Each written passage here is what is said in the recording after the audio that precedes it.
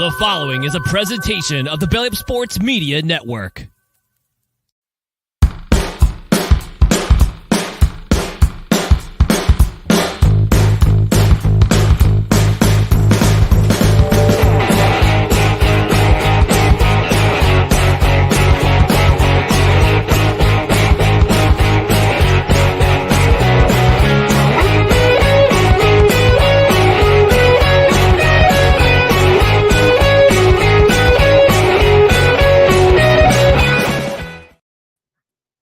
And we're back live on a Saturday. Yeah. Thank you for joining us on No Credentials Required, where you don't need a press pass to talk sports. We are presented by the Belly Up Sports Media Network. My name is Ryan McCarthy. I'm one of your hosts. To my right is a man who has messy hair, but he don't care. It's Dustin Henry. Dustin, how are we doing today? How are we doing this morning? I'm doing all right. I do care, but it's more that I want the Seahawks to have some positive energy against the Atlanta Falcons, who I'm a little scared because their offense is looking more and more competent by the game. But live from New York, it's Saturday morning. I am thrilled to be back. I enjoyed vacation, but I love that I'm returning with a live show. I love all the shows when we do recordings. Sometimes that happens due to scheduling or other things. I enjoy doing all the shows, but sometimes the live shows, they got a different feel. I'm happy to be back. I hope everybody's happy to see me. Snowman filled in admirably. I'm still catching up on my podcast from being out. I like totally unplugged last week. It was nice. Smoked a lot of cigars, saw the northern lights, cooked a lot of food. Snorting. Yeah. I'm back and ready to roll. Who was snorting? And what were they snorting? I mean, you were around the D.C. area, so I presume there's a senator or a congressman. Yeah, maybe we met up at a bar. No, but before you pointed out the northern lights, I was able to see them. It was awesome. Not with the naked eye, but if I took pictures, I could see them. So it's very cool. And thank you, sir, for we must make snorting into a shirt now. And how are you today? Doing well. I'm doing well. Made a decision. Made a couple of cool thing I did this week was stay off of social media for a day. Give me a lot of clarity on some things, and I'll tell you in the green room after the show. All right. The decision I made. But in the meantime, we're gonna get going here on No Credentials Required, the Saturday morning edition. Just want to remind you to please go to our social media pages on Facebook.com/NoCredsREQ, Twitter, Instagram, the scarcely used TikTok @NoCredsREQ, YouTube.com/NoCredsREQ. Give us a like, give us a share, and subscribe to the podcast on your preferred podcast platform, including Apple Podcasts, Spotify, Spreaker, Amazon Music, iHeart, TuneIn, and Pandora, among others, and get yourself notified. Hit that notification bell on both Twitter and on YouTube. That way you know when we go live or we produce a video, like a 10 good minutes that we have to do, or starting on Monday morning. The Three Rails Metro Hockey Podcast will be, I won't say live, but it'll be up and running both on the podcast side and on the YouTube side you get yourself some more No Credentials Required during your week. Besides not just the live shows or the podcast, which come out on Wednesday and Wednesday morning, early Wednesday morning on Saturday afternoon, but you'll also get extra coverage with Victory Monday and myself and two other blokes from the New York area talking all things New York metropolitan hockey, which include my New Jersey Devils. So I include them in it. So you have that to look forward to. Would you say the podcast will be on the rails starting Monday? I'm pretty sure it'll be off the rails. But, I know you. I know you, and I know one of the other hosts. It'll go off the rails in the best possible way. But let me just say, man, you are. I mean, I feel like a schlub. I'm just doing this one podcast here with you twice a week. You are getting after it because you can also catch Ryan on Total Football Extra with D. Willie. This man is going after the busiest man in podcasting. I know Cool, our guest from last Tuesday's show, he does a lot. Cole, frequent friend of the show and guest. Cole's a madman out there. He's doing podcasts. He's involved in a lot. Yeah, Wise El Snowman, Jefe. There's a Wise lot El of people. Jefe, Snowman with his Yeah. alternative play-by-plays and his morning show. Yeah, it's crazy up here in these streams. Oh yeah, I feel like getting- a slacker compared to all you guys. You guys are, but you are throwing your name in the hat, Ryan, for one of the busiest men out here doing this. trying to get that content creator of the year belt with Belly Up Sports. Mike Blaine, if you're listening, I nominate him. Come on. All right. And again, I forgot to mention on the podcast side, rate and review. A 5-star rating would be very helpful. Every rating and review helps. On Spotify, you can, if you're a Spotify listener, subscriber, you can go in and actually comment on every episode. So you can make comments on the episode side on Spotify. If you leave a review, no matter how, and especially if it's cruel and gross and disgusting, we'll definitely read it on the air. It's a tradition. It's a traditions, and we are a live show on Tuesdays and most Saturdays at on Tuesdays at 8:05 Eastern. Or actually, we're going to be moving over to 7:05 Eastern, and on Saturday mornings at 10 a.m. Eastern. We're a live show, but you can also, if you're watching on replay on YouTube or Facebook or Rumble, this will be produced after. We want you to comment. We're a live show. We love the interactions. It's an interactive show. We want it to be interactive, but we're kind of modeling ourselves after friend of the show, Rod Peterson, who has a very interactive show himself. We want to get your comments. We want you to put your takes in for what we're going to talk about today. And I know you missed the sound when you were out, Dustin, but I'm going to play it to remind the people to leave a comment.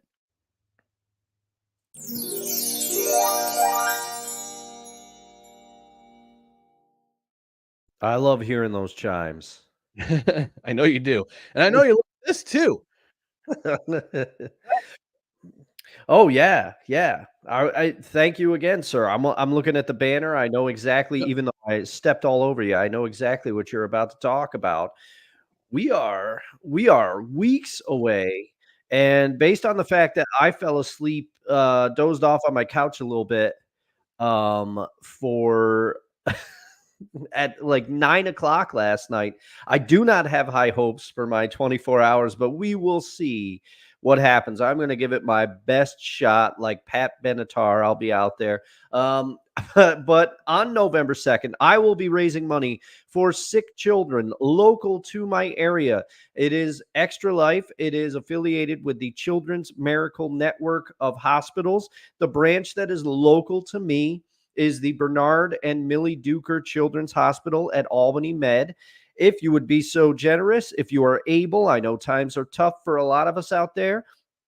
If you have the means to donate, I would appreciate a donation. If you're friends with me on Facebook, there is a Facebook fundraiser on there.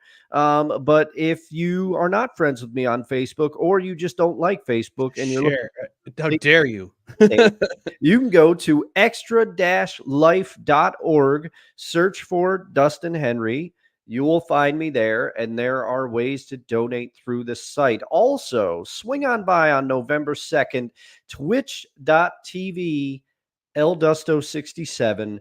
And I started finalizing the list of games yesterday with my buddy Chris, who will be joining me for most of this. He usually doesn't make the whole thing, but he makes a chunk of it. We are so far on the docket. We're keeping it small this year because we always dive into too many. If you are familiar with Helldivers on PlayStation, we will be playing that. If you are familiar with Borderlands, the Borderlands series, we will be doing Borderlands 3. We will be doing Returnal, which is made by one of my favorite developers, Housemark, now officially a part of the PlayStation family as of, I think, 2 years ago. Very happy about that. But I am scared because Housemark games are hard and Returnal is very hard. So you will see me die a lot and you will see Chris die a lot, and we're going to be frustrated. But it's all in the name of raising money for sick kids. And Ryan, I am happy to report that Fall Guys will return. I specifically put that on the list. because I know you'll be stopping by at some point. And you enjoyed yourself some Fall Guys last year, so at I that did. point, I will probably pass the controller to you for the Fall Guys portion there. And that's what we have planned, and who knows what else will happen on November 2nd. I will be starting at 9 a.m. and the aim is to go till 9 a.m. on the 3rd. So swing on by. If you can't raise money, I'm going long, but if you can't raise money, spread the word, get the word out, share my posts on Facebook. If you see me on Twitter, tweet about it, share that. I haven't put anything on Instagram yet, though. I got to get on that. But yeah, just spread the word. If you can't donate, spreading the word is just as good because it gets the word out. Love to reach my goal. And also look into the Children's Miracle Network of Hospitals because maybe there's a branch local to you that you would like to donate to. It's a great cause. Your donation is tax deductible, and you can feel good about yourself. Yeah, it's tax deductible too, so you take a little bit off your taxes. And when tax time comes around, I made a donation during Tuesday's show, so I feel Live. on a live donation. So yeah, and Dustin will be doing live donations as well on the streaming day. So, but yeah, stop on by his channel, twitch.tv / at eldusto67. He'll be playing some games and raising some money for a really good cause. So, come on by and donate if you can donate and always donate within your means. Don't overextend yourself if you are hurting right now. We understand we want to help as many children as we can because this is a very good this is a very good charity. This is a very good cause, helping children who are sick with all sorts of things. And don't overextend yourself. We know times are tough. We know it's lean times right now. But we donate what you can. Donate what you can for a very good cause. With all that being said, we're going to take it into a new tradition on No Credentials Required, which we started a few weeks ago, inspired by one of our frequent commenters and also guest Kevin Wilson. This is another edition of Hot Food Takes. There's that burger. Today's edition of Hot Food Takes is going to be a dessert battle. Sounds like Iron Chef. Yeah, I love that show. The OG Iron Chef, not the American Iron Chef. That because I want to punch Bobby Flay in the face, but he's got a punchable face.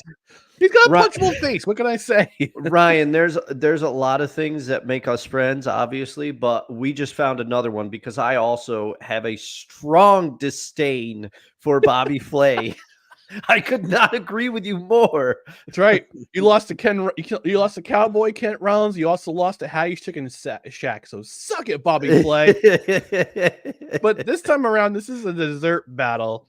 And Dustin's been throwing out ideas at me for future episodes, for future installments of Hot Food Takes. Today's Hot Food Take, again, is a dessert battle. And it's the greatest dessert battle ever. Cake versus pie. Dustin, I'll have you lead off.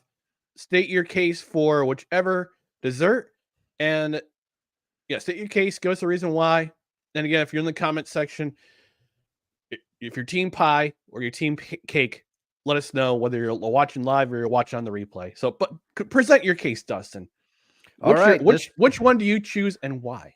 This is another surprising one because if you had pulled the Dustin of his early youth or the Dustin of even maybe 10 years ago, 31 years old, I would say that I was team cake. Okay, that would have been my stance on this for a long time.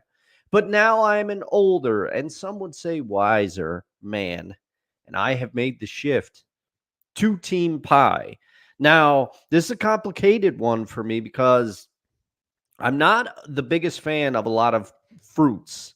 Even peach pie, which I know a lot of people like, I'm not the biggest fan of it. I've had it. But pie gets the nod for me for what I like to call the big three.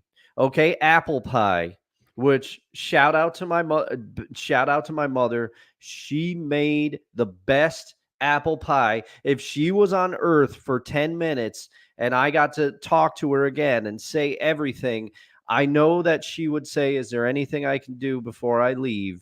And I would say, "Mom, can you stop time so that you can make an apple pie? Because I miss your apple pie, specifically with the crumb topping. I love the crumb topping on the apple pie, but also love myself a good blueberry pie. There's nothing finer. And also, I give the nod to the pumpkin pie. Now, a lot of people give a lot of hate to pumpkin pie this time of year because people are over the PSLs and they're over everything. I like pumpkin spice.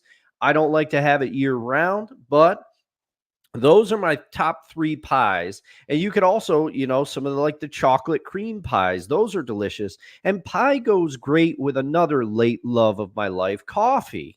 So coffee pairs well with pie. You go to a greasy spoon diner late at night, you get yourself a slice of pie, cup of coffee. The main detriment against team cake, because like I said, early in my life, I was team cake all the way. The main detriment against cake for me is a lot of times there's too much frosting, Ryan. Too much frosting, and it's not always good frosting. But so I firmly ensconce myself in team pie. We also have Wonko the Sane in the comments. He says, "Wait, is Boston cream pie cake?" I have to say, sir, we're going to draft it over to team pie because it's in the name. It's in the name, pie. No. Boston cream pie is actually a cake. I know. I've had it before. I tried to sneak one past the goalie. Close that 5-hole in time. Get my butterfly stance there. So with that, sir, which team do you fall down on, Ryan? While I love me some cake. I love me some pie. Love me some pie cake in, if I can ever get it. And I love your takes about pie. Hey, who doesn't love a good pie? But I'm team cake, and I'll tell you why. For several reasons. Number one, you never see a stripper pop out of a pie. All right. All right. Duly noted. Thank you, Jim Gaffigan, for that joke. You never see a stripper pop out of a pie. It's always out of a cake. If it's out of a pie, she's going to be a mess, a sticky mess. You know what? Order her to take a shower, and maybe you possibly go with her. But but no, you don't ever see. No, but that joke aside, pies are messy. Pies can be a little inconvenient when you're on the road. So I love me a Hostess pie, Hostess fruit pie. Cherry's my favorite. Although blueberry's right up there too. And like you mentioned, Dustin, blueberry pie. Gotta love a blueberry pie. Gotta love a cherry pie. But they're inconvenient when you're on a road trip, right? So going on the road, I was on the road last week in New Jersey. I'm coming back up from the H Mart in Paramus on Route 17, and there is a gas station off Route 17, Bala Market. Shout out to Bala Market, Bolla Market. They have a Tim Hortons bake shop. And if I know you stopped at that. Oh, I definitely stopped at that. Got me some Timbits, which are cake-like, unlike that junk you see at Dunkin' the Munchkins at Dunkin' Donuts. There, this one's hits at the spot because it tastes like cake. Timbits tastes like cake. All right, but you also got coffee cake. You also got yourself cupcakes. You ever see a cup pie? I don't think so. Someone should make it. Someone should make it. Actually, we should do. You know what? It gives me an idea for an episode of No Kitchen Required. No recipe required. That's the baking and cooking segment. It's called. All right, there we go. No ingredients required. And Wonka the Saint also brings up, at least there's no carrot pie. True. Carrot cake. My parents love whenever we order out from Verdials in Troy, great Italian restaurant. If you've never been, it's awesome. They give you giant pieces of carrot cake with the cream cheese frosting, and that the frosting to pie ratio is perfect. It's perfect. And I agree with your take about cake. Sometimes it's gonna be too much frosting. Yeah, because amateurs give you too much frosting. All right, but You don't see birthday pie much often. You don't see wedding pie much often. And when you go to work and you have to celebrate somebody leaving the department, nobody brings in a pie. They bring in a cake. For my money, for what it's worth, I'm team cake. Okay. But I will say this: there is no wrong answer for this edition of Hot Food Takes because I love both cake and I love pie. And I Yeah. also love me a pie cakein'. Yeah, and I'm not trying to disparage the name of cake here. I like cake. But just one more thing for pie real quick. We could get shepherd's pie. You can go the savory route here. Or Chicken sheepherder's pot pie. Mm. I should have thought of that. But yeah, but like I I mean, said, there's no wrong answer. There is no yes, wrong there answer. is. There's nothing. And Brother Josiah Chicken, then he says cake is just there to hold up the frosting. Okay. So Josiah point. disagrees with my too much frosting take. He said there could be no amount of frosting that is too much. He also says shepherd's pie is mother's milk to him. Yeah, I mean shepherd's pie is awesome. I've never actually had the authentic one with the ground lamb. I've only done I haven't had that either. I've only done sheepherder's pie, which is beef. So, but yeah, what do you think? Leave a comment in the comment section, or if you're watching live, leave a comment. Are you team cake or are you team pie? Like I said, there's no wrong answer in this particular segment. So that will end this week's Hot Food Takes. And if you got ideas for the future, again, leave us a comment. Leave us a comment of which hot food take you'd like to see us tackle in future episodes of the Saturday edition and no kind of credentials required, whether live or pre-taped. Because there'll probably be a couple more pre-taped episodes in the future coming down the road for no credentials required, because especially in the fall, because we got some things coming up. Dustin's got Extra Life. I've got a New Jersey Devils game to go to this year again. Happy about that. So all right. So yeah, leave a comment. Which food battle do you want to see next? and also, if you also think Bobby Flay has a punchable face, leave a comment too. Yeah, there too. Hashtag punch Bobby Flay.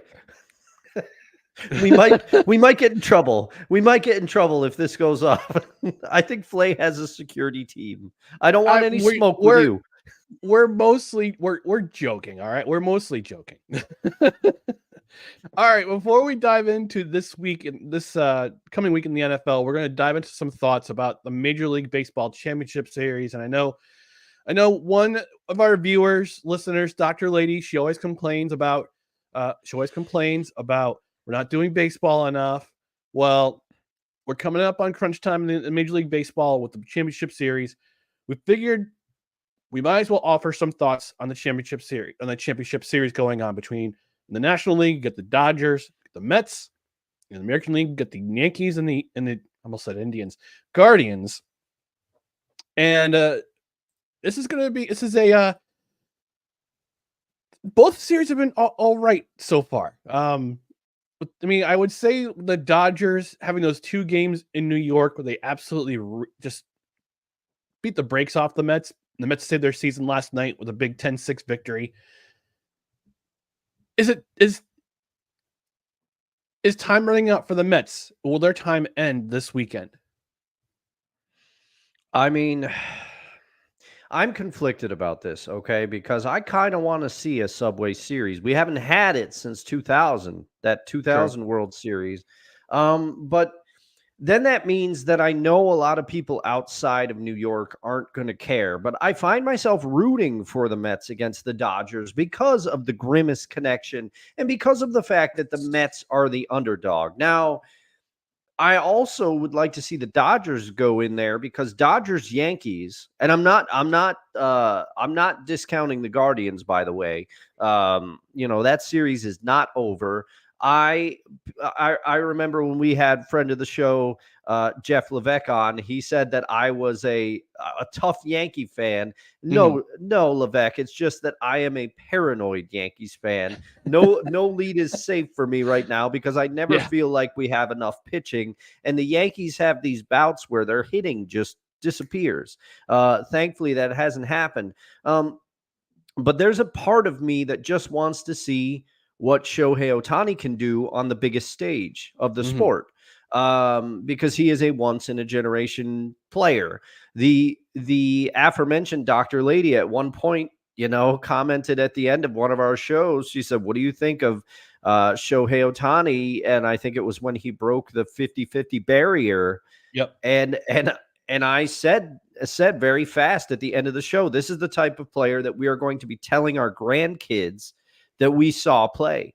So this is just, I am rooting for the Mets though, because I like to root for the underdog, and the Mets feel like the underdog in this series. I never thought I would find myself rooting for the Mets, and most times they catch my ire. I've called them the New York Mess at times. But who doesn't love this run that they've been on? And we all know it was powered by Grimace. Yeah. That lovable mascot from our youth, Ryan. But yeah, I'm a little conflicted, but I'm leaning closer to the Mets. I'm hoping they can keep themselves in this series and that their run doesn't end. Yeah, I was asked last night at the local watering hole. I said it's talking about Grimace. And they're like, "Why is Grimace?" They said, "Wait, did the Mets replace Mr. Met as their primary mascot?" I said, "No." So I explained that on June 17th, Grimace threw out the first pitch at that game, and the Mets have had the best record in baseball since. Because they went on the 7-game winning streak, and then they just kept the momentum going, and I've always been Team Grimace. I've always been a Grimace guy. He was my favorite of the McDonald's characters universe. Yeah, I mean he's up there. He's Yeah. up there. But I did like the Hamburglar too. Rubble, Nobody talks about Mayor McCheese though. I think Mayor McCheese may have been assassinated. You never see Mayor McCheese anymore. Oh my goodness, you got the Kennedy. That's another shirt. Poor Mayor McCheese.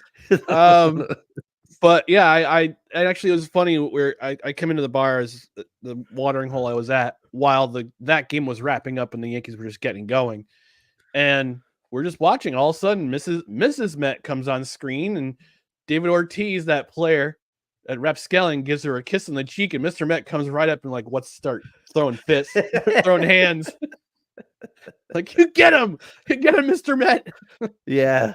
Get some New York revenge for all the times that David Ortiz, he was a Yankee killer. I have to say it. He torched us so many times in the postseason. Oh my goodness. Yeah, with those quote shakes that he used to drink in the off season. Okay, buddy. All right. No, like you, I'm hoping the Mets come back and they tie the series and it goes to a game 7, because the last time the Mets and the Dodgers met in the postseason and it went to a game 7 was 1988. I remember that series so well because I remember doing an overnight trip to the Kelly Mountain House that we used to own in the Catskills. And it's a rainy day. My grandfather's listening to the radio. I believe it was at that time, I think it was 880 in New York. And he would listen to the game and read the New York Post and the Daily News and be smoking cigarettes in the kitchen. And it was interesting times back in the 1980s, back in the late 1980s. But me sitting as an 11-year-old in 6th grade at the table with him, just reading, listening with him. It's one of my fondest memories of him. But yeah, I'm hoping this game goes to a game 7. I want to see how the Mets can perform they've been playing under pressure since basically the beginning of September. And they got in the last game of the season by virtue of a win over Atlanta. When they split that series for that egregious makeup that they had to do because of Hurricane Helene. So that was a bit insane. Let's never do that again. By the way, when we've had a situation like that where they have to move games because of hurricanes, when I come to power as commissioner of your Major League Baseball in 2030, we'll make sure that those games are on a neutral site so they get played. They get played in. And by the way, I don't know, we talked about in Discord this week about the Tampa Bay Rays possibly having to move location in 2025 because the roof of Tropicana Field got torn apart by Hurricane Milton. The structure stood. The structure withstood, but the roof is completely it's in tatters. Yeah. So it looks like they're going to play somewhere else, and maybe we'll have to do a 10 good minutes about where we think the Rays will play in 2025. But getting back to our main topic about championship theories, championship thoughts, the current Yankees in the American League side of the bracket, they're up on the Guardians 3-1 by virtue of an 8-6 win last night. And I got to give credit where credit's due to the Cleveland Guardians. This is a scrappy bunch right here. Yeah, they battle back. Bunch. They battle back. They battled back in Game 3, where they tied it in the 9th, and then they walked it off in the 10th. Last night, they give the Yankees a scare. Yankees went up 6-3. The Yankees were up 3-1. Guardians tied it. Then the Yankees went up 6-3. Guardians tied it because Clay Holmes is awful. And then the Yankees get 2 in the 9th. And then Tommy Canley closes it out. But yeah, Cleveland, your team, they're a scrappy bunch. They're a scrappy bunch of dudes. And I didn't think they were kind of an afterthought in my mind this season, and in terms of postseason contenders. But they're showing why. I mean, they're down 3-1, but in these last 2 games, they could have tied the series up last night, because they had been on base with 2 out. Unfortunately, they didn't get the job done. But yeah, I mean, we could say, and I also have to apologize, to make it a public apology to Giancarlo Stanton, because we give him, as Yankees fans, we give him crap, so much crap during the regular season. We've forgotten his bat comes alive in October. Yeah, it's true. I forgot it as well, and that's the thing. I think that's why he gets ire from Yankee fans so much, is because he strikes out so much. His health has always been a problem, pretty much from the. It seems like this, and it probably isn't. I would have to go back and look at it, but it seemed like day one since that trade was executed, he's missed chunks of every subsequent season. And like I said, that probably isn't the case. But it just seemed like things always happen. Like the one year he got hit in the face, broke his jaw, and that's why he's got the special guard coming down from his helmet. But it always seems like he misses time and everything. And he's not as young as he used to be. He's not quite as athletic as he was when he was on the Marlins. Mm-hmm. But we forget how good his bat is and how crucial his bat is when he's on a hot streak. Yeah, it's true. Hopefully the Yankees will close it out tonight. Is it a day? Is it a day game or is it a night game tonight? Game 5. Let's see. Game 5. Let's do some real-time research. Game 5 ALCS start time. All right, let's see. We got game 5. Okay. Google wasn't giving me the time at first. Come on, Google. Oh yeah, there it is. MLB right app. At the top. That's MLB app. That's user error. That's user error. I was about to slam Google. It's an ID10T error. Yankees are they're putting Carlos Rodon back on the mound. He had a brilliant game 1. Yes, and that was the other thing. Thank you for reminding me, Ryan, because I wanted to apologize to Carlos Rodon, because I believe was game 1. Game 1 was Monday, wasn't it? I think, because I remember watching the start of it at bowling, and I remember when Carlos Rodon was out on the mound, I went, "Oh, he's our game 1 starter. We're screwed." I was very like, man, how did we end up in this spot? And he pitched well. He pitched great. well, and he's reminding you because when he was on was it the Giants that we acquired him from? Yeah, he was in San Francisco before he was originally a White Sox. He was originally part of the Yes, White Sox. I Then remember when he was on the White Sox. Yeah. Yep, and then he was, I think, either he was traded or he was a free agent, and he signed with the Giants for a season. And then he came to the Then he came to the Yankees. Had an awful year last year because he was hurt most of the year. Yes. And then he had a great start to this season. Kind of fell off the wagon a little bit. Had a bad game against the Royals in the divisional series, but bounced back really, really well in game one. When I saw the start, who's going to be a starter in that game, I was like, "Oh no, not Carlos Rodon! This is going to backfire, or it's going to be great." And it turned out to be great. And now he could be possibly closing out the Guardians tonight when he takes the mound. I hope he does. I hope he turns back the clock because he was phenomenal in San Francisco for that season. Mm-hmm. But that seems to be, we've talked about it before. The San Francisco Giants pitching coaches, whatever they do, they do a great job down there because a player could be quote unquote left for dead or coming off a bad season. Pitcher signs with the Giants and they almost always rebound down there.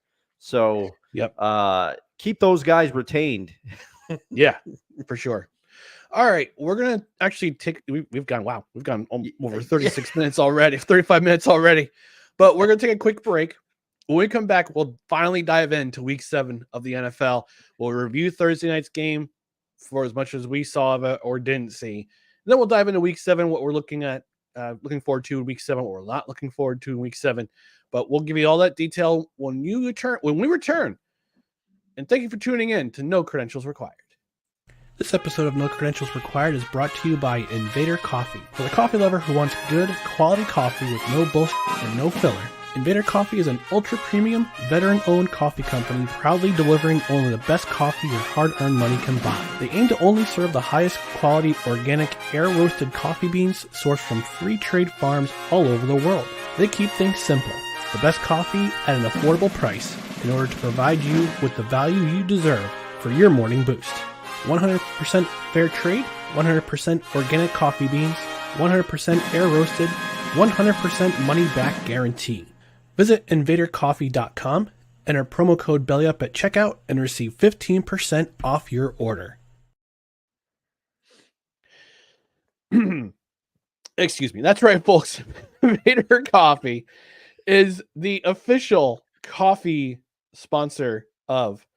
affiliate sponsor of No Credentials Required, and they're the official affiliate sponsor for the Saturday edition of No Credentials Required. And I don't know about you, Dustin. Actually, I haven't ordered any Invader Coffee recently. The coffee I'm drinking today is from a local coffee shop. It makes a great blend, but it's not as good.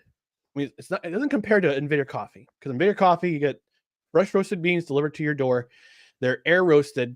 They have less acidity than their usual supermarket blend, or if you go to another big box coffee shop, like I don't know, it rhymes with Carducks. But it's fresh made, it's fresh roasted, it gets right to your door in a matter of days. And for my money, this is a premium cup of coffee. Oh yeah. And I have Invader in my mug. It Ooh. is fall, so I imbibed in one of my favorite blends, the pumpkin pecan. Hey. It did arrive, and it arrived not as typically fast as it normally would, but still fast enough. It arrived, but as luck would have it, it arrived the day I was leaving for Virginia, so I had to have my sister go over and put the package in there because I didn't want it sticking around on the front steps for days. But it still would have remained fresh, though. It still would have remained fresh. Oh, yes. And let me tell you what kind of company you're dealing with when you order through Invader. They said, hey, we realize your order was a little delayed. We're dealing with some coffee supply chain shortages. As our way of saying thank you. Here's a 10% off discount code. So Invader, they're on top of it, and a few times when I've ordered through them, you get a nice personally handwritten little note that says, "Hey, we hope you enjoy the product. If there's anything you need, reach out here." It's just they have these little touches, and not to mention, it's so good to have pumpkin pecan back in my mug here because like you, I was finally out of my Invader supply, and I finished the last can of my cold brew as I was driving down to Virginia. The cans are easily transportable, folks. I would know. I just did it, but can't say enough good things about Invader. It's kind of ruined some other coffees that I used to like for me. I don't like them anymore because they just don't live up to the Invader standard that I have come to know and love. I would highly recommend, if you haven't tried it, use the affiliate link in the show notes, grab yourself a cup, and type in the code BELLYUP for what's it, 20% off the order? 15% off the order. Yep. All right. It'll cover a portion of the shipping. And again, you'll pay a little bit more for shipping, but again, the 15% covers a little bit of that cost, but it comes right to your door. And like Dustin said, if even if there's a delay, they'll make it worth your while. They'll make it worth your while because there's a lot of shipping delays right now. Coffee is one of those things that's delayed, which is unfortunate, but hey, this is worth getting. So yeah, visit our affiliate link in the description. Use promo code BELLYUP at checkout. You get 15% off your order. All right, we're going to move quickly through week 7 of the NFL. We're going to talk quickly about the Thursday Night Football review. Guess we have to. Broncos and Saints. Dustin, any thoughts about this game? I usually catch these games, or at least try to catch a lot of them, because I do have Amazon, but I did not catch this one. I was catching up with my sister, spending some family time after returning from Virginia. But first of all, if you're a Broncos fan, you're welcome, because I executed a trade in one of my fantasy leagues because somebody, our buddy Derek, wanted Patrick Mahomes from me. I'm not using him because I have Jaden Daniels. So I said, I will trade you Patrick Mahomes. And he said, okay. And he traded me Mike Evans, and he wanted Javonte Williams. And I said, I'll get rid of Javonte Williams. I haven't been using him. He's part of a 3-headed monster in Denver. I execute the trade. He goes off. Javonte Williams looked amazing in this game. So you're welcome. You're welcome. He had 88 rush yards and 2 rushing TDs, and he had some catches too out of the backfield. So he's probably going to take over the starting job now. But other than that, he was the only reason to watch this game, from what I understand.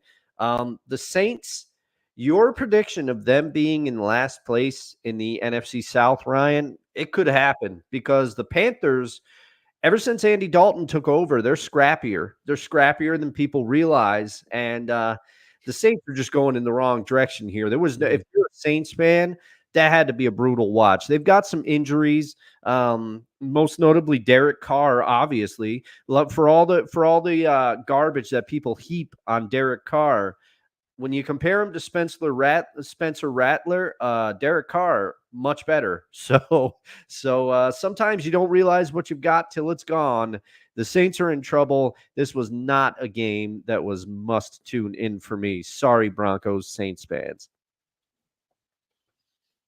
I was trying to figure out who's saying you don't know what you got till it's gone. And it was Cinderella. Oh, okay, yeah. And Janet Jackson did a version, though not the same one, that did a song called "You Don't Know What You Got Till It's Gone." Yeah, I did not watch this game. I was at small group, my church small group, and I'm kind of glad I missed it, because I looked at the score line at halftime and it was bad. If you're a Broncos fan, you were happy to see your team bounce back from that heartbreaking loss where they fell behind to the Chargers last week and had to play catch up and almost rallied to a win.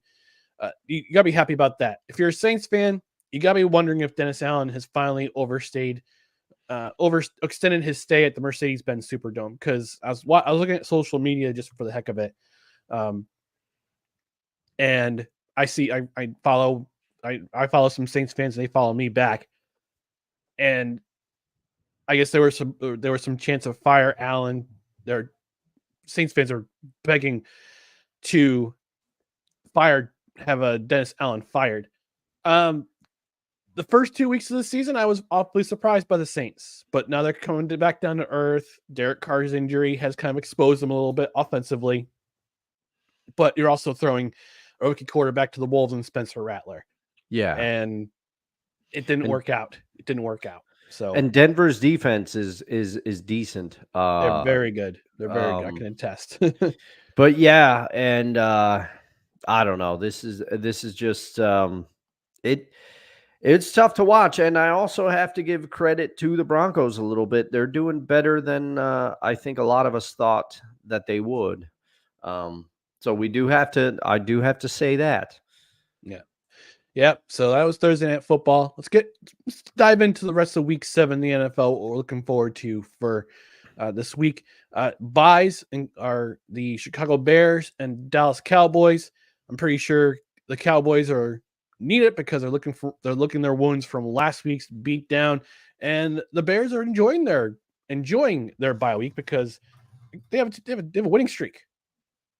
Oh yeah, the Bears right now. The Bears are looking. The Bears. I mean, I don't want to jinx them, but Caleb Williams continues to improve.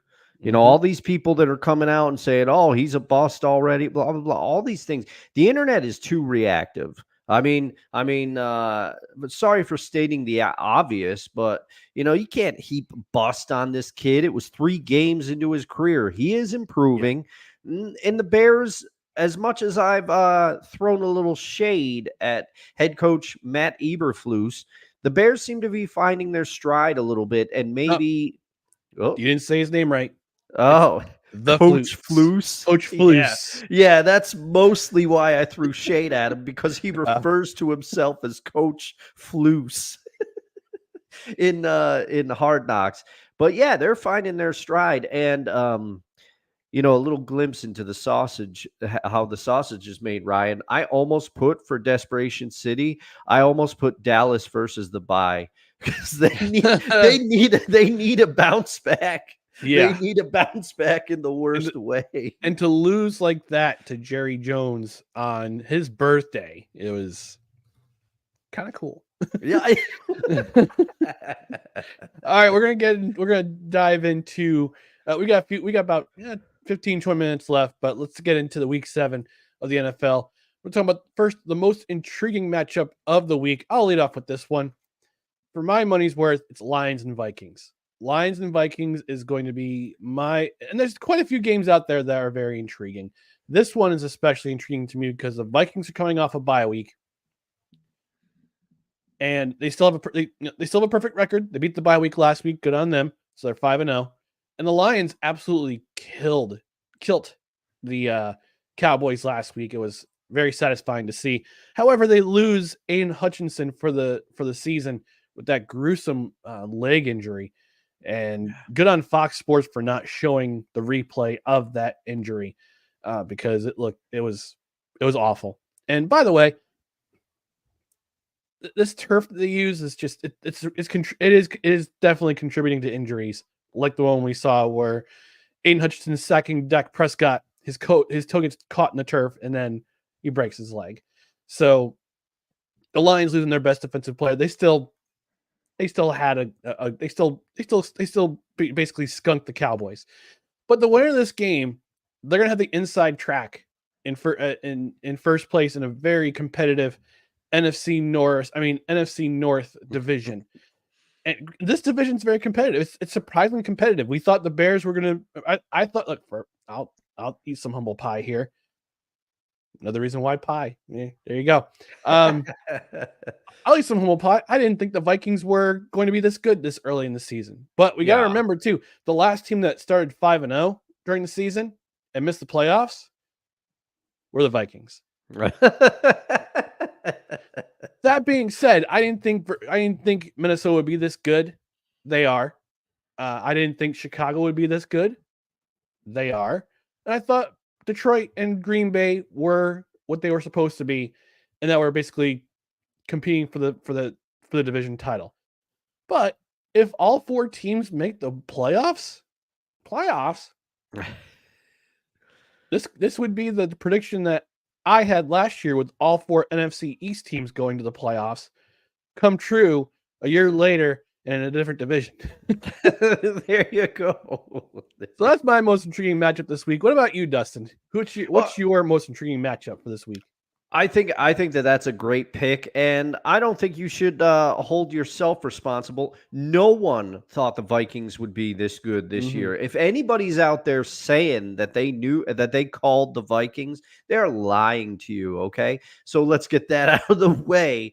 But my most intriguing matchup, and I'll keep it quick. I know it's been almost impossible for me this episode, but for me, there was one game that stuck out to me. Your pick was a great pick, and I'm looking at the slate. I'm going, what am I going to pick? And then all of a sudden, my eyes fell to the Packers versus the Texans. Okay, and I'm going to quickly break down why. One, that both teams have defenses that I think are pretty good, and they have a lot of defensive talent on that side of the ball. And I think the Packers defense is only going to improve as the season goes on because they've got some injuries. And I think once those pieces come back healthy, they're going to be even better. And then the Texans, they've got Stingley, they've got Will Anderson, who was at an absolute wrecking ball last week. And they have some talent on defense. Then you take the two quarterbacks, CJ Stroud. You got CJ Stroud, who I think is a great quarterback. Jordan Love, who I think is a good quarterback. I don't think he's done enough yet to prove that he is great. I think that contract was too much. But you're going to have good quarterback play. You're going to have a Packers receiver who goes off, but you're not going to be able to predict which one. They're one of those teams this year, frustrating for fantasy owners. Then you have two running attacks that have proven they can run the ball. Joe Mixon is back for the Texans. He's healthy, and he looked good. Even if he's not 100%, he looked good last week. And obviously, we know what Josh Jacobs can do in the backfield. So this is an intriguing matchup to watch. Both these teams seem pretty evenly matched, and I, for one, can't wait to see who comes out on top. Yeah, it'll be like I said, there's quite a few games this week that are very intriguing. Hopefully, they live up to the billing, and there's no blowouts, so we don't have to do most. So none of these teams will disappoint us. But hey, you never know. All right, Desperation City / Bounce Back City. Dustin, I'll have you lead us one off. Which game in your mind is Bounce Back / Desperation City? I keep picking them. Like the running joke the last few weeks is you would think I'm a Jets fan the way I'm talking about them on this show. But I'm picking your New York Jets, Ryan. They need a win in the worst way after they did look better last week. They played a little bit more inspired, and the offense looked better under Todd Downing's leadership. But they need a win after failing to secure a win last week and then going all in with that Davante Adams trade, only to have the Bills. Now, I think Davante Adams is better than Amari Cooper, but Amari Cooper is going to fill one of the Buffalo Bills' biggest needs. So the Jets need to win to keep their season hopes alive, and also not to be dramatic, but to have any chance in that division. They need to beat the Steelers, and the Steelers' defense is no slouch. And also, I don't know who's starting at quarterback for the Steelers. I may get into that a little bit later in the show, but but this is a game the Jets need to win. Plain and simple, they need to win this game on Sunday night. Yeah, I mean, I'll dive into that a little bit in another segment. But for me, for Bounce Back City, the Commanders, they're playing the Panthers this week. This is going to be, I wouldn't say a cakewalk. See what I did there with this. See what I did there for the food battle.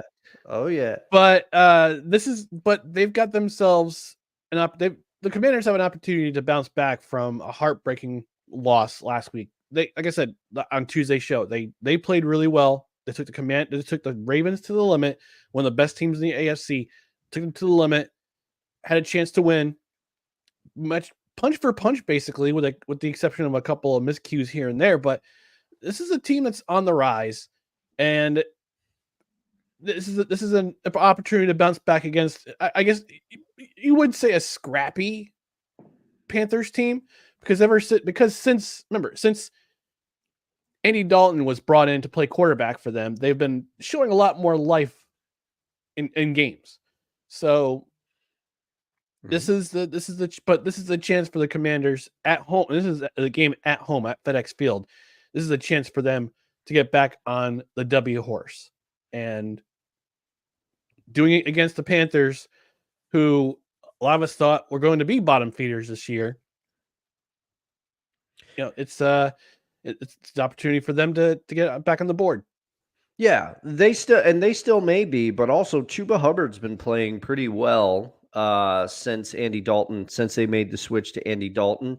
And they have a rookie running back who they drafted, who I think is slated to come back soon. I cannot remember his name. But the Panthers also have they have, I believe, Deontay Johnson, some talent. Yep. So I just hope the Commanders don't fall into the trap game with this, because I've been pleasantly surprised with the way the Commanders have played, and it's a pleasure to watch them play, actually. And it's been a long time since we could say that, and nobody knows that better than D. Willie himself. Yeah, he'll be at next week's game. Oh wow! Yeah. When the Commanders play, I forgot who they play, but it was telling me yesterday it got moved from a 1:00 game to a 4:25 game. Oh, let's see, the Steelers. Oh, okay, that could be depending on what happens Sunday night. That could be a good one. No, I'm sorry. The Bears. They're playing the Bears. So I'm sorry. I was looking ahead. But they're playing the Bears, and I got moved from 1:00 to a 4:20 to the 4:25. So hey, it's gonna be a good game for him to watch. Two rookie quarterbacks going at it. Before we get into the rest of everything, I forgot to mention some comments in the comments section. Brother Josiah saying the ground lamb shepherd's version of shepherd's pie is phenomenal. He also threw out a suggestion. Lasagna versus pizza. Now, we covered pizza last week, but what if we did lasagna versus like Big Ziti, because they're very much similar, or something like that? We could do that. Production meeting on air, folks. You gotta love it. Pasta. yeah. And Kevin says he says here's an idea. He gives an idea. What condiment or condiments do not belong on French fries? Oh man, that could be a good one, Kevin. And thank you, Kevin. First of all, we have you to thank for the birth of this segment, and also throwing out ideas for us. So thank you very much for that. Yes. Brother Josiah saying, being the son of a diehard Cubs fan, he can't root for the Mets, so he's going to root for the Dodgers. Oh well. Kevin says Cleveland and New York put on one of the great sports, not just baseball games ever. Probably yesterday. I think it was yesterday or game 3. I'm not sure which one he's referring to. Let's see. Oh, he also says get behind the Dodgers. No. Right. No, well, Kevin was imploring you to get behind the Dodgers, but you're a Yankees fan like me. So that's the one team. I am. That's the one team in our respective fandoms that we can agree on. Wonka the saying Mayor McCheese is in jail for graft. both Wonko and I do not have good fates for Mayor McCheese in this one, but we know Birdie's still out there. Birdie's still, you see her every once in a while. I did not know Birdie was like a relatively recent addition. She came around in like 1989. So if you're of like a certain generation, you're like, Birdie, who is that? Birdie's a thing. Look it up. Don't forget Mac Tonight. Mac Tonight, and so there is a McDonald's wiki. So we're going a little off track here. We're going off the rim. We're going off the rail. Yeah. So here are the characters in the McDonald's character universe. Yes, I said the McDonald's character universe. You got Ronald McDonald, that clown, Grimace, Hamburglar, Rubble, Uncle O McGrimacy. I don't know what this. I have never heard this in my life. Uncle O McGrimacy is McDonald's land character. He's Grimace's Irish uncle. He was created for McDonald's commercial that promoted green milkshakes, which were called Shamrock Shakes. Okay. I haven't seen him like in years. He must have been old. This is an old photo they're using. The Mets Then have to get him to throw out the first pitch now. Then you got Mayor McCheese, Birdie the early bird, Yeah. Officer Big Mac, I don't remember. the Fry Kids. You also got I Mac remember the Tonight, Fry which I Kids. remember. I remember the Fry Kids, the Professor. I think they have the Nuggets in here too. Oh yeah, I remember seeing those guys run around. Yep. I might have to order McD's for dinner tonight. There's another one called One-Eyed Sally. Yeah. Who is One-Eyed Sally? I don't know, man. These McDonald's mascots. I'm so glad we went down this rabbit hole. Kevin continuing, he says, "You heard it here first. Dobbs goes off this Sunday. I picked him up in a fantasy league, so he got me a touchdown last week. I believe that was our league. So he was referring to Game 3 of the series. And we got a new viewer, Todd H. the second, who said, I forgot my press pass. I'll be right back. He also says, guys, please vouch for me and tell them I'm with y'all. They're throwing me out. You don't need a press pass to talk sports. You got that right. I know. Yeah, you're good. You're good, Todd. Todd. Whoa, it's no. I'll give my best butthead impression. Whoa, it's Todd. All right, we gotta continue. We gotta keep this big rig rolling.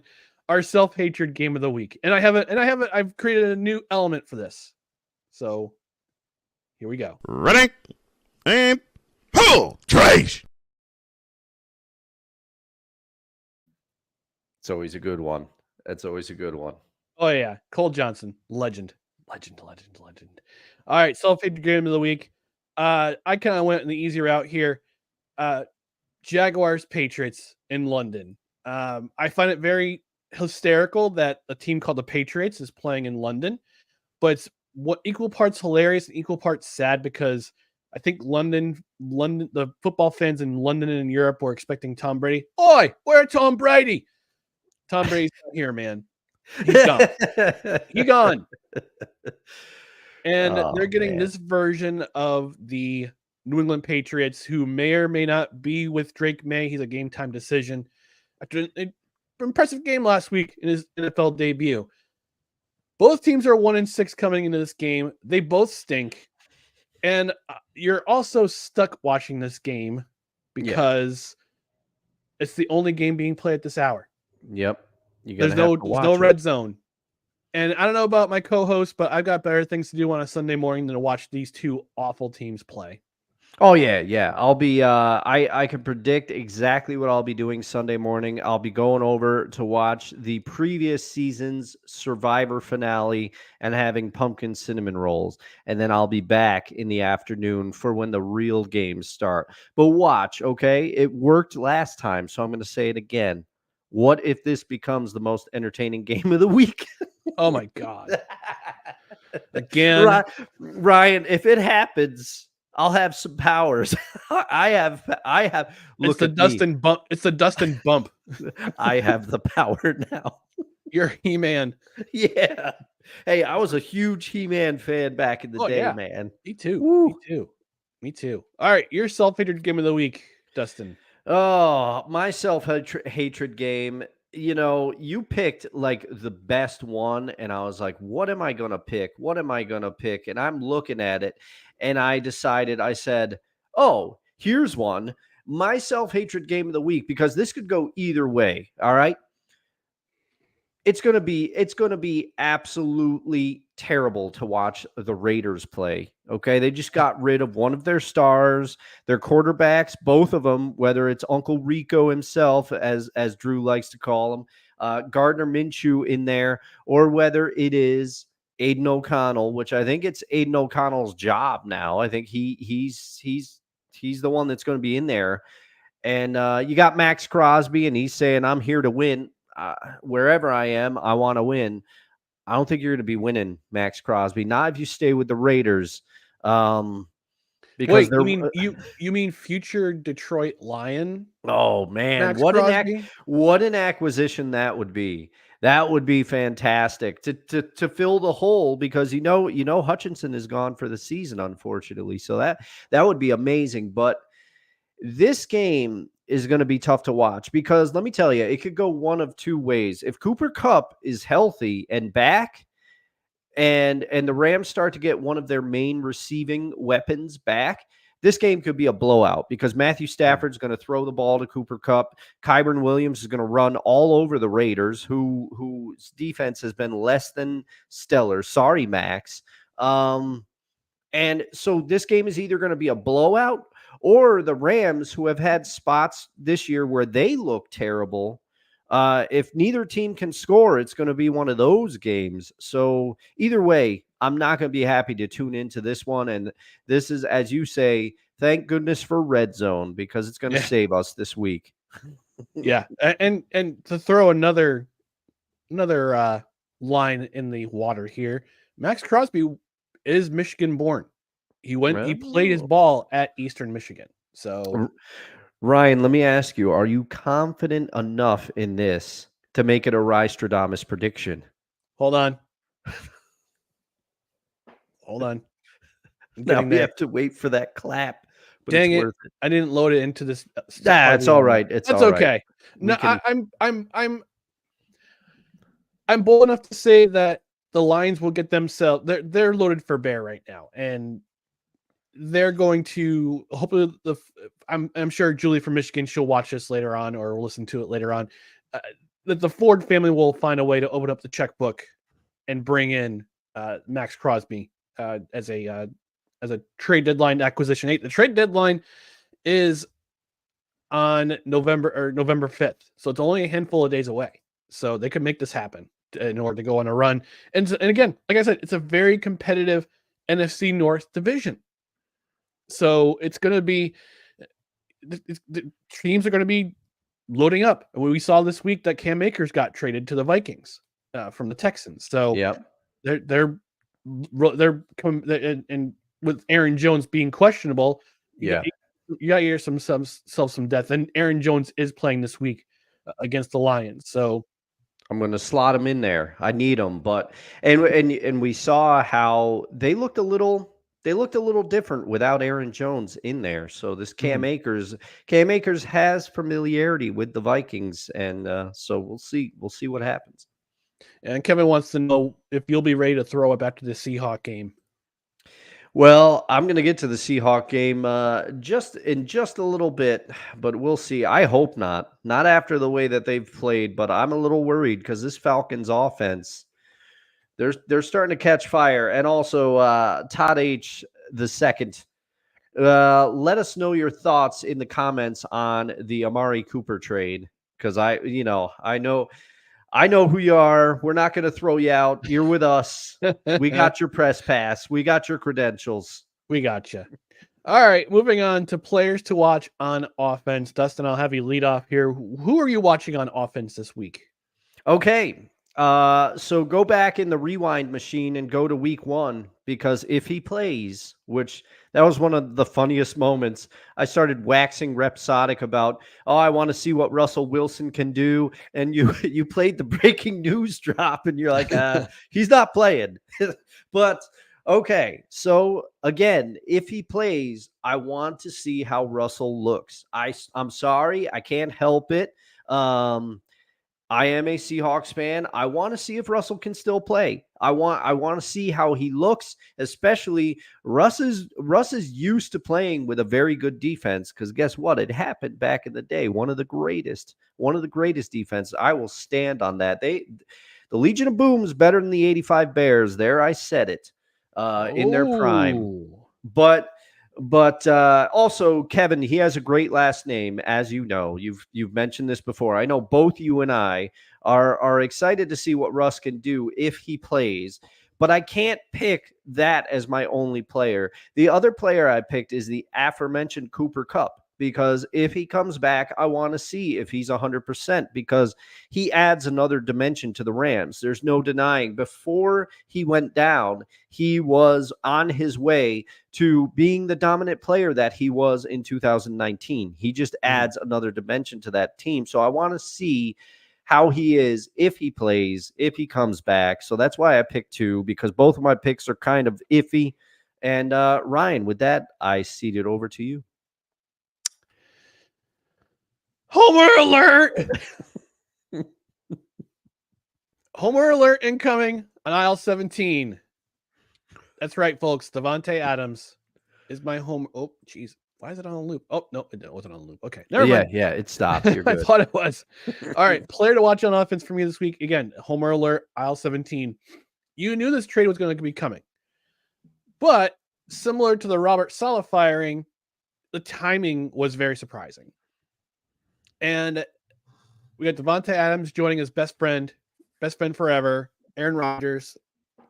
And he joins the Jets in time for a must-win game. This is a must-win game, like you mentioned in the Desperation City. This is a season. This could be a season saver for the Jets. If Devontae Adams makes an immediate impact on the offensive side of the ball for the Jets win this game. On the flip side, we don't know who's starting this week for the Steelers. Now, I saw reports of Mike Tomlin saying Russell Wilson's going to be starting, but then yesterday he comes out and he's keeping his cards close to the vest. I don't know if it's because Russell Wilson is healthy or because Justin Fields was ineffective, although he's been proving himself to be a pretty solid pickup, pretty solid acquisition for a bag of chips back in April. But if Wilson is in the lineup, the Jets defense is going to eat all day because he's not as mobile as Justin Fields.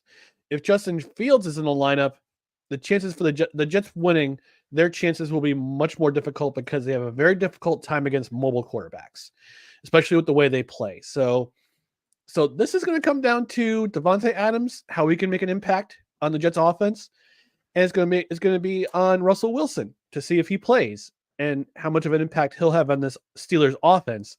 And if it's anything like the preseason where they scored like less than 6 points a game, this could be ugly for the Steelers.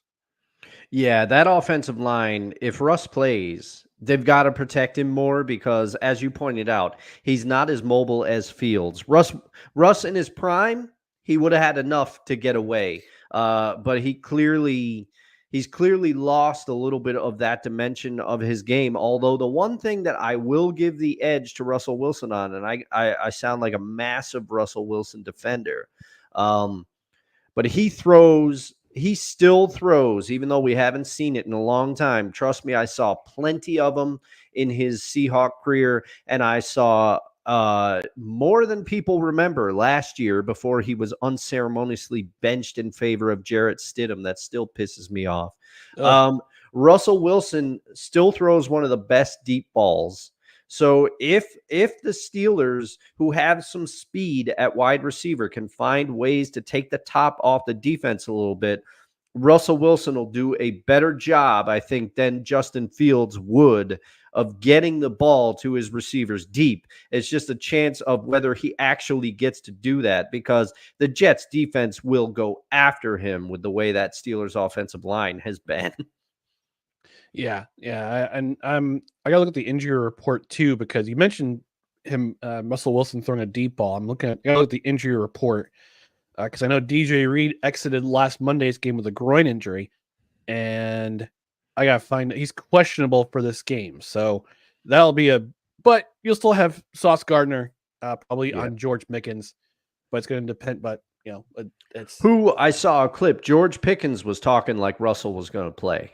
He was kind of, I don't know if it's him trying to some gamesmanship or whatever, but he was, they asked him about what was different about Russell this week and the way he was preparing. And he's like, oh, he's going to play, so take that for what it's worth, but who knows?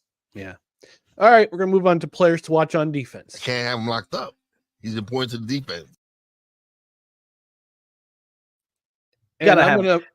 We gotta have Wise back on again soon. We're gonna have Wise back on. Yeah, we're gonna have him back on for sure. Well, he just switched to a new. He just got a new work schedule, so he'll probably hopefully be with us on a random Tuesday. And Drew Will, and also talked to Drew Willie last night after after our show. He wants to be back on No Credentials Required as well, so we're going to get him back on a Tuesday. So I'm pumped up for that. Players to watch on defense. I've got a group to watch on defense. Tampa Bay Buccaneers front seven. They're playing Monday night. One of 2 Monday night games. Why do we have a doubleheader on Monday night? I don't know. But the good news is they're going to have more Monday Night Football on ABC, which is pretty cool. And this is one of those games going to be simulcast on ABC with Joe Buck and Troy Aikman. And on ESPN, they'll have the Manning cast. So that'd be pretty cool. But Baltimore, Tampa Bay, I'm curious to see how Tampa Bay's defensive front will do against a very boisterous Ravens front line. The Baltimore Ravens have been pretty solid. Their running game has been pretty solid the last couple of weeks, paving the way for whoever's in the backfield, whether it be Justice Hill or Derrick Henry or Lamar Jackson, with those design run plays on quarterback. But Tampa Bay's defense always seems to pick things up. I mean, last week was a kind of an anomaly when they allowed 27 points in the second quarter, and they skunked the Saints throughout the rest of the game. But this is a Ravens team that's very solid on both sides of the ball, very good up front. So I'm looking to see how Vita Vea is going to navigate that defensive line, the offensive line of the Baltimore Ravens, and how this defense is going to fare on Monday night. This is another one of those games. It could have been that was a final for most intriguing matchup, because on the flip side for Monday night, it's Chargers Cardinals. Yeah, but it's on ESPN Plus only. I know. I get mad, and apparently, because I do watch the Manning cast most times after I return from bowling, I watch.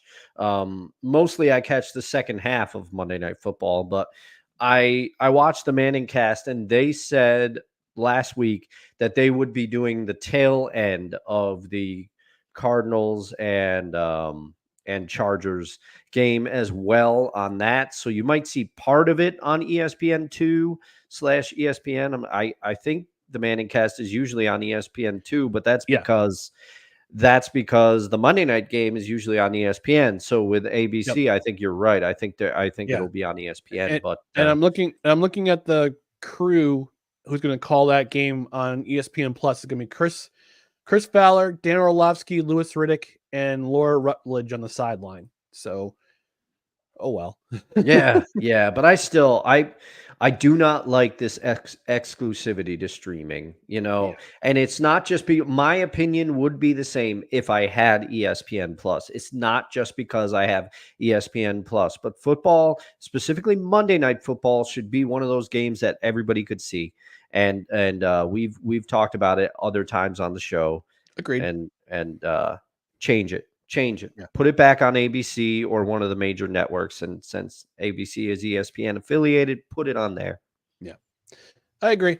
All right, we're going to get out of here. But before we do, so I'll remind you about our social media channels: Facebook.com/NoCredsREQ, Twitter, Instagram, the scarcely used TikTok @NoCredsREQ, YouTube.com/@NoCredsREQ. And the podcast side, subscribe wherever you podcast, including Apple Podcasts, Spotify, Spreaker, Amazon Music, iHeart, TuneIn, Pandora, or your other preferred podcast platform. And don't forget to get notified. Hit that notification bell on Twitter and on YouTube. That way you know when we're live or new videos pop up or just new videos pop up, whether we do a 10 good minutes or we have clips from the show. You get notified when they're up and running. Rate and review. 5-star rating on the podcast side would be helpful. A review would be helpful. A comment on Spotify, if you're a Spotify subscriber, that would be extra helpful too. And if you're watching on replay, whether on YouTube or Facebook or on Rumble, leave us a comment.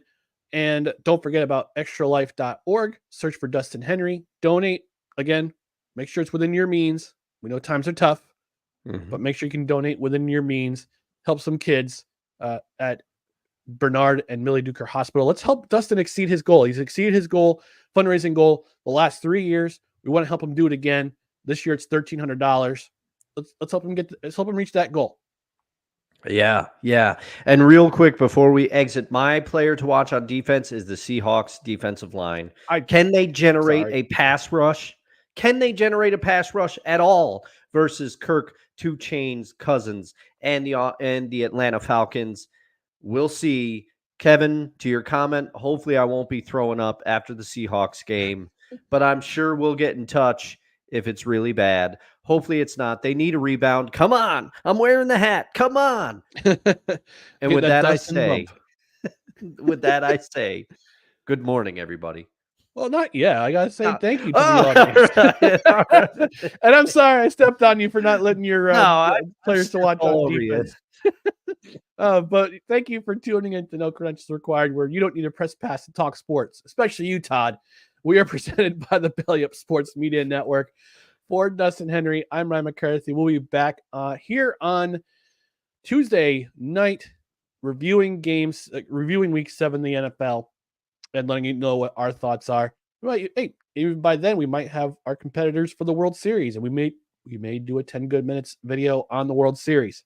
We'll let you know. But that's why you want to hit that notification bell. So in the meantime, we'll talk to you on Tuesday night. And with that, I say again, good morning, everybody. Times 2. Times 2. Get some cake.